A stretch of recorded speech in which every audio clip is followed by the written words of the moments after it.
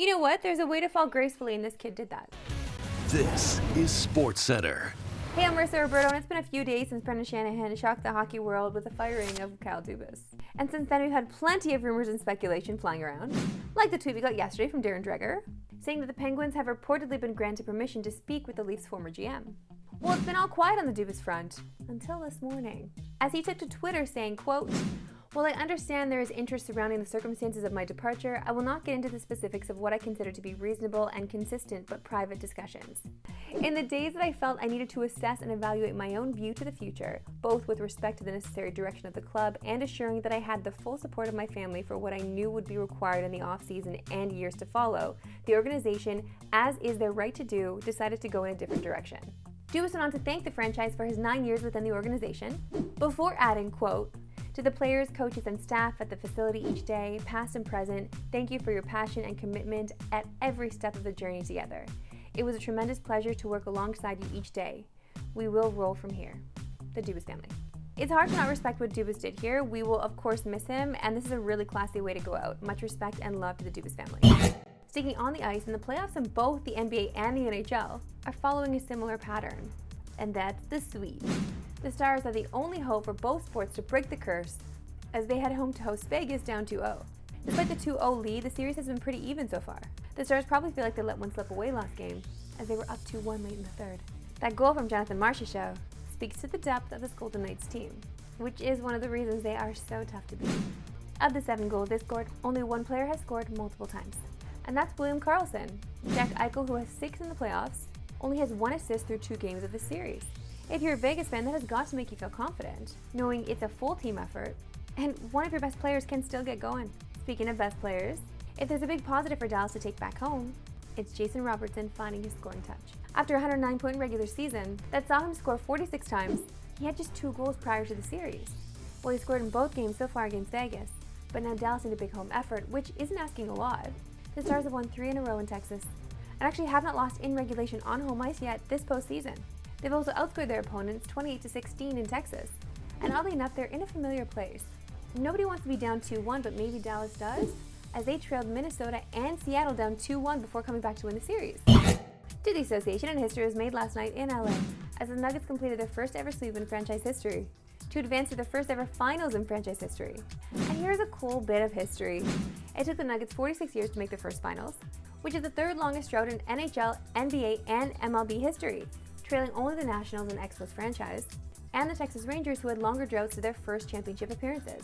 But the real story to come out of last night was about LeBron James, as he's reportedly unsure if he'll be back with the Lakers next season, and a retirement is under consideration. When asked about his future by ESPN, LeBron said he has to think about whether or not he wants to continue to play.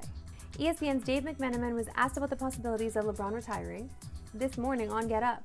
Yeah, listen, earlier in the day on Monday, Carmelo Anthony officially announced his retirement after 19 years. Yeah. If you start looking around yourself, a self-proclaimed Tom Brady fan as well, LeBron James, you start seeing your contemporaries stepping away from the game, you start to have these conversations. Is it all worth it to continue to pour all the time and effort and sacrifice into it to keep playing the game? LeBron has 2 years and $97 million left on his current deal with the Lakers, and has said in the past how he wants to play with his son, Bronny James, who will be a freshman at USC this upcoming fall, which is counterintuitive to the retirement news.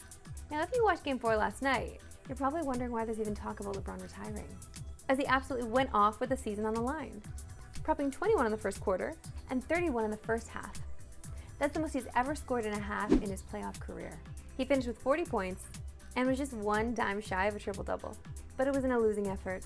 At this point in his career, as LeBron has said many times, he's playing for championships, so you can understand the disappointment of going home early, despite how much this Laker team may have overachieved. The NBA playoffs continue tonight on TSN, as Miami tries to punch their ticket to the finals. It's Game 4 between the Celtics and Heat at 7:30 Eastern, 4:30 Pacific. Keep it close. Keep it close. Keep it close. Good job. Time now for a supersized edition of my favorite segment and yours, Why We Love Sports Today. Why we love sports today. And let's just admire how crazy this really is, because most toddlers at 21 months old can barely run with this kind of confidence, let alone have that kind of ball control. Let's go to work. Keep it close. Keep it close. Why? Keep it close. Keep it I'm close. saying kids being better than me Keep and it close. stuff. Good job. Keep it close. Keep going. Keep it close. Speed up. Oh man. Let's go. This is just pure jealousy at this point. I'm jealous of a 21-month-old. And let's stay on brand and stick with the Chelsea theme here. Here's Joao Felix with some of his Chelsea teammates trying to do a read for EA Sports. He hates sports. Bro, come on!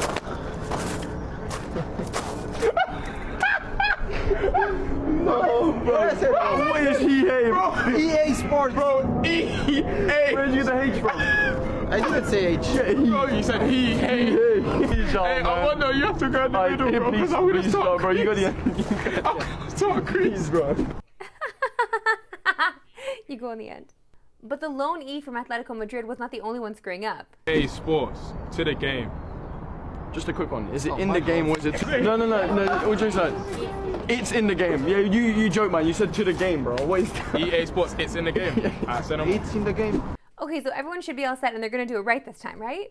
EA Sports, it's in the game. EA Sports. It's in the game. He hates sports. Bro, come on. No. Hey. That's great. You know what? Every time we do these EA impressions, Jesse always wants to interject with his own. Should we hear from him now?